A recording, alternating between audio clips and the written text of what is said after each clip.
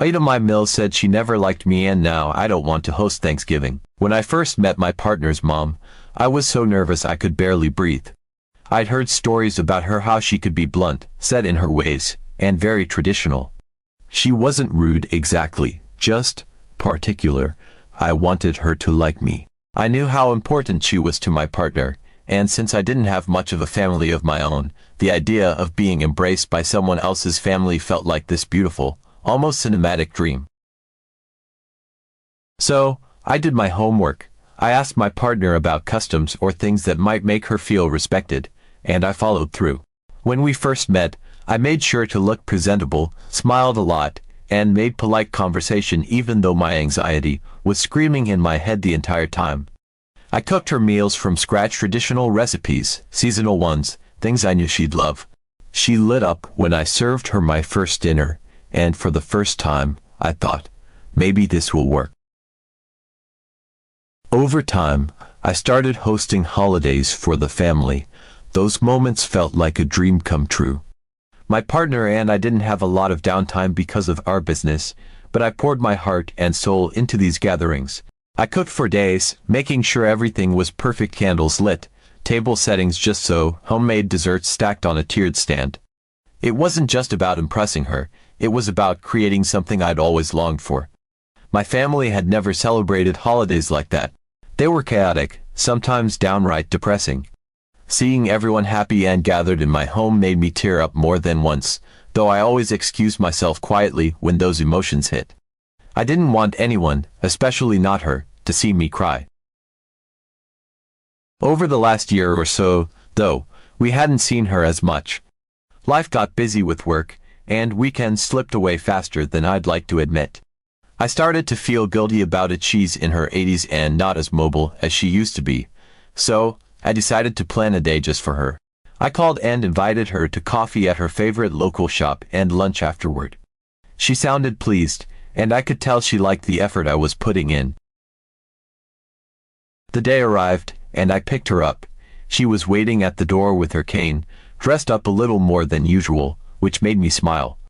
As soon as she saw me, though, her eyes lit up, and she said, "Wow, you've lost weight."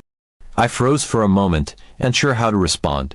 She kept going, complimenting me multiple times, telling me how pretty I looked and asking to take selfies with me. She was beaming. Now, here's the thing.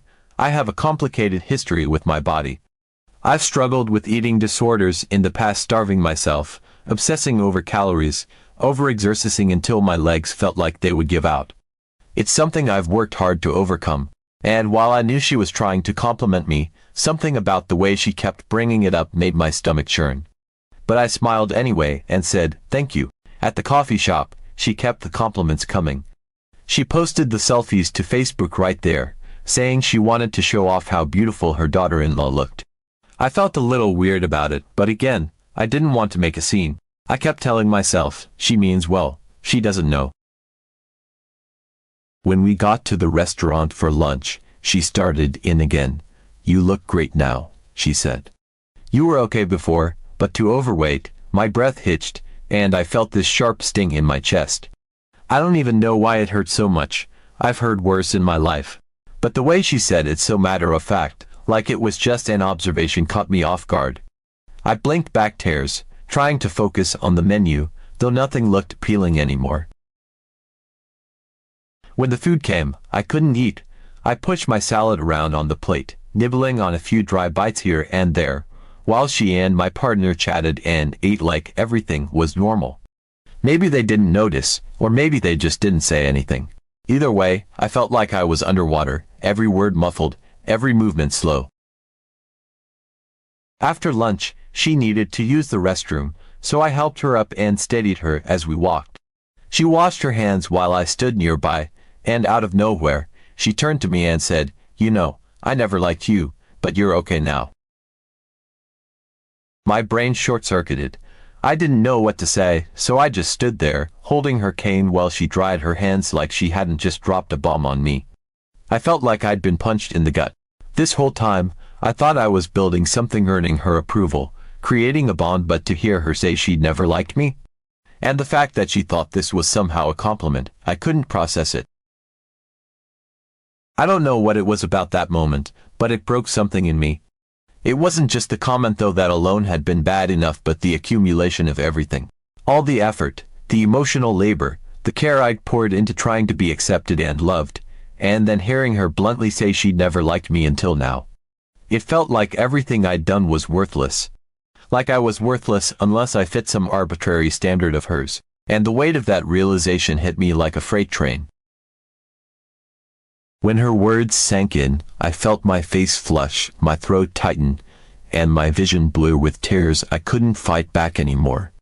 I tried to stay composed, but my voice cracked as I stammered that her son would be back in a minute to help her to the table. My hands trembled as I turned and made my way back, my head down, desperately hoping no one else in the restaurant noticed my red eyes. When I got to the table, I leaned in close to my partner and said quietly, almost too quietly to be heard, that I was going to take an Uber home. I couldn't bring myself to explain it all right then, but I told him I was upset about something his mom had said and needed some space.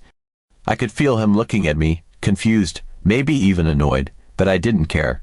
I wasn't going to sit there, pretending everything was fine, while the lump in my throat threatened to choke me. As I walked out of the restaurant, I heard his mom calling my name. Her voice wasn't angry, it was light, almost concerned, but I couldn't face her. I kept walking, fumbling for my phone, and ordered an Uber as quickly as I could. The ride home was a blur. I stared out the window, watching the city pass by without really seeing it, replaying her words over and over in my head. I never liked you, but you're okay now. The worst part wasn't even the words themselves. It was the deeper implications. Had she always been pretending to like me?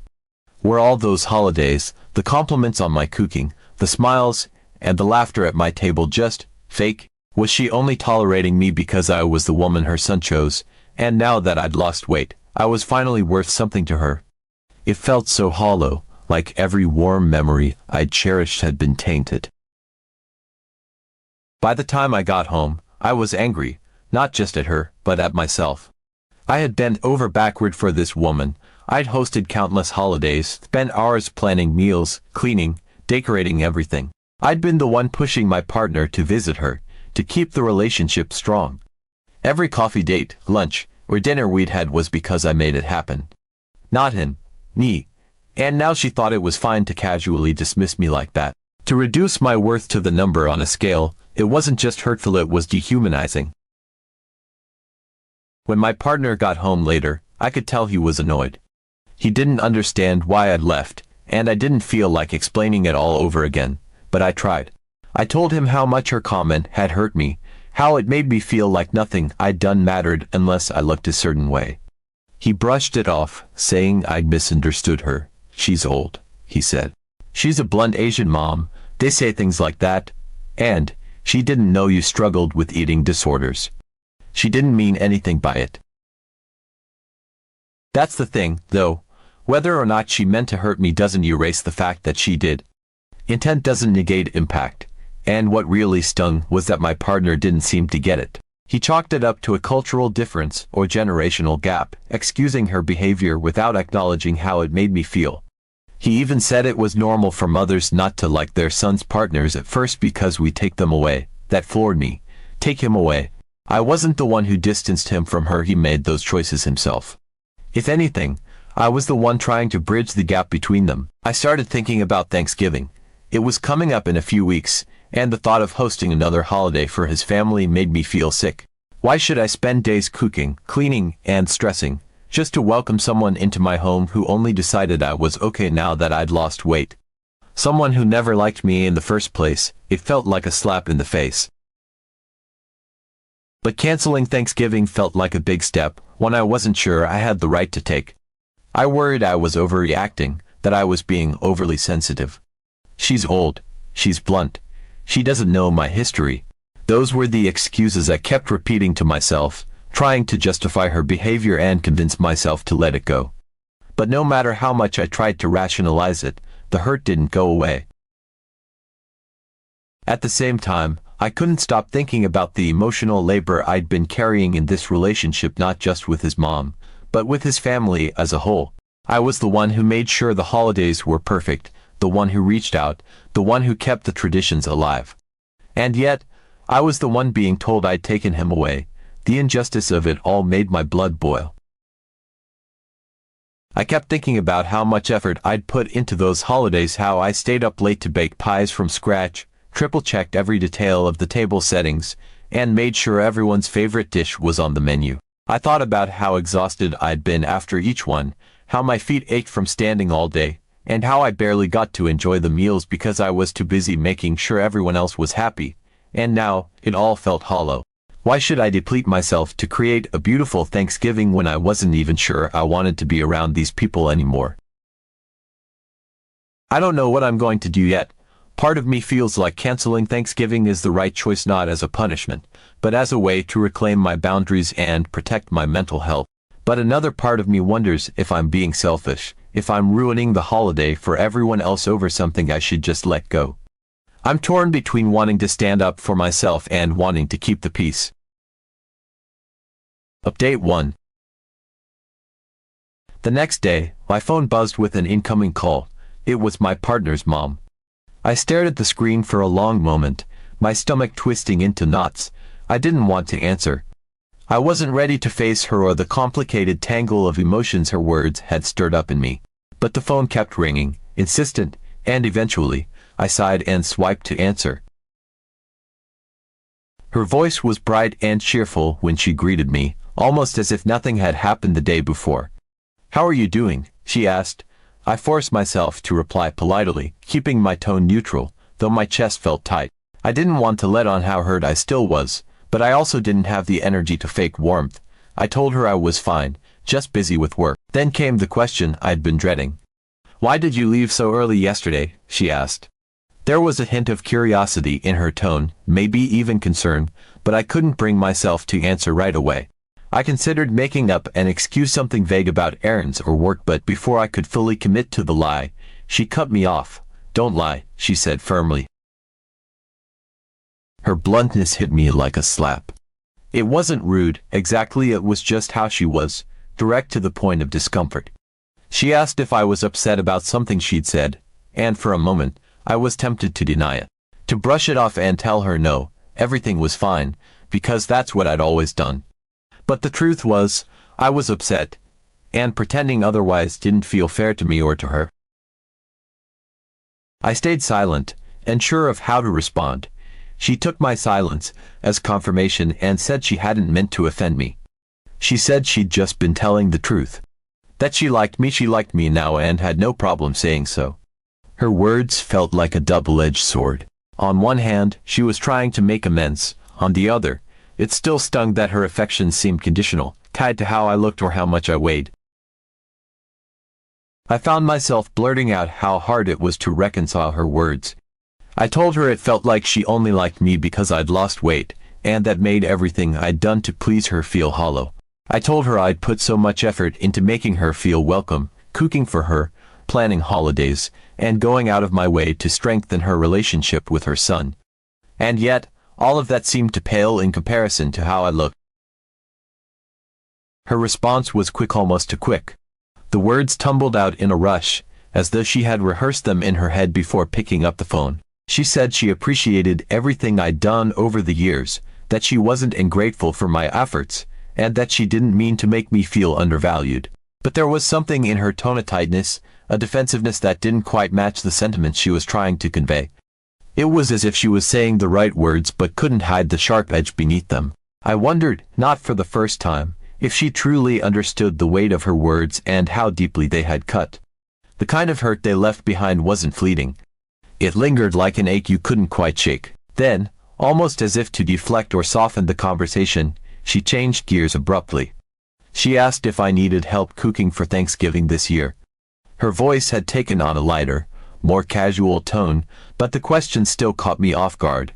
It felt out of place, jarring in its sudden shift from an apology or at least an attempt at one-two logistical planning. I hesitated, unsure of how to respond. For a moment, I let the silence stretch between us, weighing her words and what they might mean. When I finally answered, my voice was cautious, like stepping onto thin ice. I told her I wasn't sure yet, that I might not host Thanksgiving this year at all. The pause that followed was palpable, almost vibrating with the tension it carried. I could feel the weight of her silence on the other end of the line, like she was gathering her thoughts or her composure. When she finally spoke, her words came out sharp, almost incredulous. "Why not?" she asked, her tone filled with disbelief that was impossible to miss.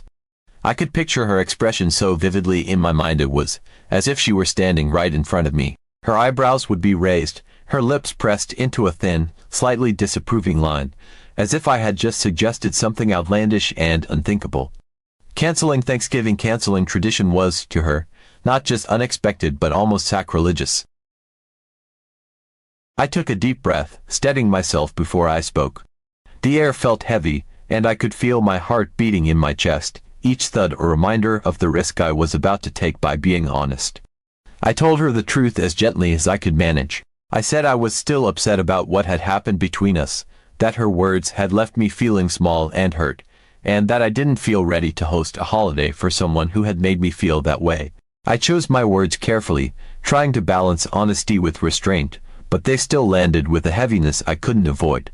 The truth hung between us, a tangible thing neither of us could ignore. Her reaction came swiftly, her tone rising with a mix of exasperation and frustration.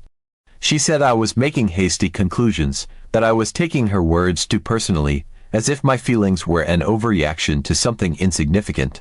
"This isn't something we need to decide right now," she added, her voice tinged with impatience. The dismissiveness stung, like she couldn't quite believe that I would let something she considered minor affect something as important as a family tradition. I could almost hear her disbelief crystallizing into irritation, her inability or refusal to see the hurt from my perspective widening the gap between us. I stood my ground. I told her that hosting Thanksgiving had always been something I did with joy, something I poured my heart into because I wanted everyone to feel cared for. But this year, the joy wasn't there. How could I find joy in cooking for someone who'd made me feel like I wasn't good enough? It wasn't just about her words, it was about the accumulation of everything. The emotional labor I'd carried, the efforts I'd made to bridge the gap between her and her son, all while wondering if she actually valued me or if she just tolerated me because she had to. She responded, almost forcefully, that she did like me, that I was wrong to think otherwise. She said she hadn't meant to hurt me and that if I'd been offended, it was a misunderstanding, not malice. But even as she spoke, I felt a familiar frustration bubbling up. She wasn't apologizing, she was explaining, justifying. And while I appreciated her effort, it wasn't what I needed. By the time the call ended, I felt drained. She hadn't convinced me to host Thanksgiving, but she'd planted a seed of doubt. Was I overreacting? Was I letting my hurt feelings get in the way of the bigger picture? Or was this a chance to set boundaries and protect my own well-being? I still don't know what I'm going to do. Part of me wants to hold firm and skip Thanksgiving this year. To take a stand and show that I won't keep bending over backward for people who don't truly value me. But another part of me feels guilty, like I'm letting my emotions ruin something that matters to the rest of the family. For now, I'm sitting with the discomfort, hoping clarity will come before the holiday arrives. All I know is that something has to change. I can't keep pouring myself into relationships that feel one-sided. And I can't keep hosting holidays if my heart isn't in it. Whether or not she understands, that isn't something I can control. Update 2. It had been a few days since my awkward and draining phone call with my partner's mom. I'd managed to push it to the back of my mind for the most part, focusing on work and trying to keep myself from spiraling into overthinking everything she'd said. But the unresolved tension still lingered, like a low hum in the background of my thoughts. I hadn't made a decision about Thanksgiving yet, and every time I thought about it, my stomach twisted into knots. That morning, I was cleaning up around the house when my partner approached me. I didn't notice him at first, but when I turned, I saw he was standing there, shifting his weight from foot to foot in a way that immediately signaled he had something on his mind. He looked hesitant, even uncomfortable, and I knew whatever he was about to say wasn't going to make me feel better. "She wants to talk to you," he said after a pause, and for a moment, I didn't even realize he was talking about his mom. But then it clicked, and I felt a sudden rush of irritation. Of course, he hadn't said a word about the situation until now, until his mom had likely pushed him to intervene. I couldn't help it. I laughed, sharp and humorless, not because it was funny but because it was so predictable. Finally, I said, my tone dripping with sarcasm, "You have something to say about all this." And honestly, it wasn't fair of me to say it like that. I knew he wasn't confrontational by nature, especially when it came to his mom. But after days of sitting in my own frustration and hurt, I wasn't exactly feeling charitable. He looked taken aback, and for a moment, he just stood there, as if weighing his next words carefully. Then, in the softest tone possible, he started talking about Thanksgiving. He said he understood why I was upset, but he thought it would mean a lot to everyone if we went ahead with the holiday as planned. He pointed out that it wasn't just about his mom, it was about the kids, about family traditions, about creating those special moments we'd worked so hard to build. Hearing him talk about it made me feel a confusing swirl of emotions. On one hand, I could see where he was coming from. Thanksgiving had become this cornerstone of our family life, something the kids looked forward to and something I'd always taken pride in hosting. But on the other hand, I couldn't shake the feeling of resentment bubbling beneath the surface. Was I really supposed to just brush off everything that had happened and carry on as if nothing was wrong? I told him I'd think about it. It was the only thing I could say in that moment, because I didn't trust myself to say more without either breaking down or snapping at him.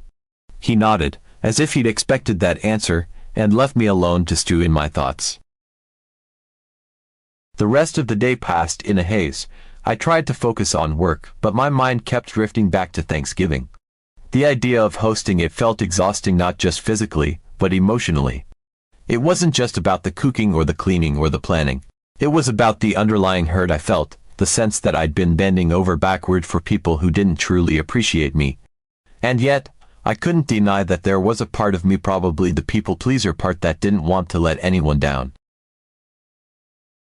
By the evening, my partner approached me again. This time, he was more direct. He said the kids had been asking about Thanksgiving, wondering if we were going to do it this year. That hit me harder than I expected. I hadn't thought about how my decision would impact them.